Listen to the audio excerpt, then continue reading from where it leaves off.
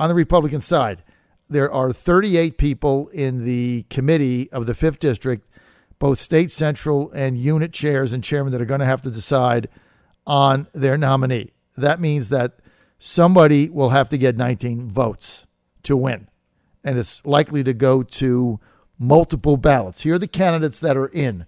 Property rights activist and Fox Business News contributor Martha Bonetta. She has announced she's in the race.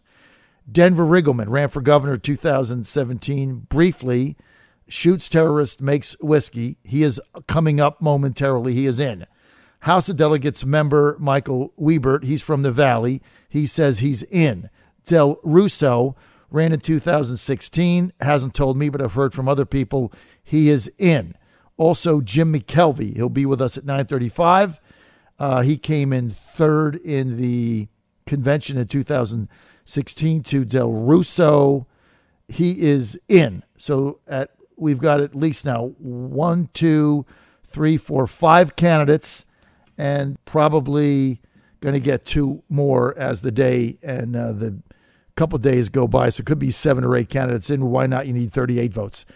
I'm sorry, you need 19 out of 38. Joining us now, Denver Riggleman. Denver Riggleman, a veteran. He was deployed in Afghanistan just after 2000 during the bombing of the World Trade Center. He tracked terrorists. He shot them, got out. Now he makes whiskey. Makes whiskey, shoots terrorists. That's Denver Riggleman. He ran for governor briefly in 2017. Almost caught lightning in a bottle. Couldn't keep up with Ed Gillespie or Corey Stewart financially. But wherever he went and made speeches, he got huge crowds and brought the house down. And he's with us now. Denver, great to have you. Good morning. How are you today, John? This is a lot of fun for me, right? No question about it. This is where the action is. Yeah, I tell you, it surprised a lot of people. But, yeah, it's fun. I actually look at it as fun. So we'll see how it goes. How do you get 19 votes? How do you get 19 votes? I call every single one of the people involved as far as the voting is concerned. I tell them who I am. A lot of them know.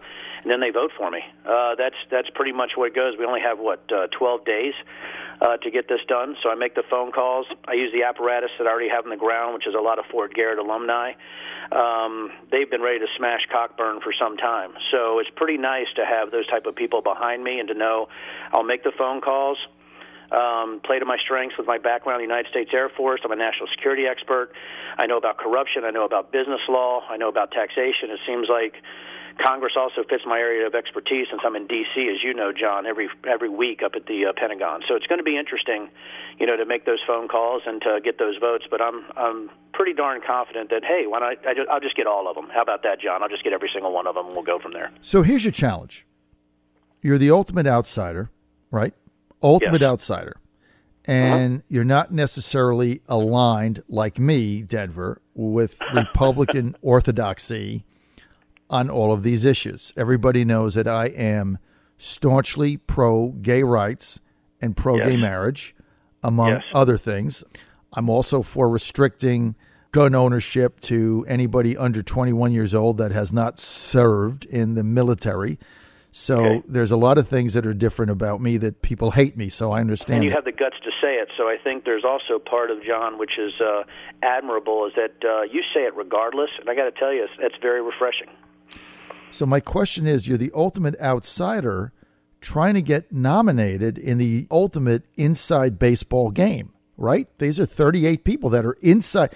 I mean, 38 elected unit chairs, state central members, chairman of the district. I mean, this is an inside baseball nominating process, and you're the ultimate outsider. How do you penetrate that and come out of this thing with 19 votes? I think, it's funny. I think the insider baseball thing has sort of gotten a big stink on it lately based on what's happening around the state. Also, gosh, John, you're right. It's hard for me to play inside baseball because I do not like to conform to what other people think I need to do based on what I think is good for Virginia and what the 5th District needs. Right now, if I go in there with an amazing apparatus of people who are outsiders, that these outsiders have won the Garrett campaign, the Bratt campaign, the Klein campaign, you have all these outsiders that are coming up there and they're winning all these campaigns based on this outsider message of liberty, freedom. I don't know if we're so much an outsider or insider. I just think we're a different thing, John, and I think people are looking for a different thing. They're looking for somebody who's going to have honesty and integrity regardless of the situation, gives everyone a seat at the table, listens to everybody, and that's the big thing is, what if you had a politician that listened more than they talked? That would be pretty incredible. So I think my challenge, and you're right, you haven't been wrong about any of the challenges since we've talked. My challenge is to say you guys can try to do the right thing regardless, and let's not put it on the 38 or 35 or 36 people that got to make this decision. Just because they have their favorites doesn't mean they lack integrity. And I think they're in a hard position to pick what's best for the 5th District. And whoever they pick, which I'm pretty darn sure it's me, but whoever they pick, I'm going to support all the way. There's not going to be any backbiting or anything from me, and I think that they know that also about me, John. We're with Denver Riggleman. He ran for governor 2017 for a few months. Couldn't raise the money in order to keep his race competitive with Ed Gillespie and Corey Stewart. He is now he has announced for U.S. Congress in the 5th District where he lives. Also, he will have to get 19 of 38 votes. We're trying to figure out his pathway to this because he's the ultimate outsider playing the ultimate inside baseball game now. So I don't think he's the favorite in this without a doubt. Here are the other candidates we know that are in and who we think might get in. Martha Bonetta is in. Michael Wiebert, who will be joining us at 9:05. House of Delegates member from the Piedmont, he is in. Del Russo, we expect him to get in tomorrow. Jim McKelvey ran in 2016, got beat at the convention. He is in. Here is who is rumored to be in. Rob Bell, looking at it seriously. Bryce Reeves, far out in the district, but says he's looking at it. Also, Bill Stanley, if he gets in, good luck beating him. But he says that he's piddling, not waffling. So we'll see how that goes. So, Denver, why should people get behind your candidacy for Congress? How are you going to be different?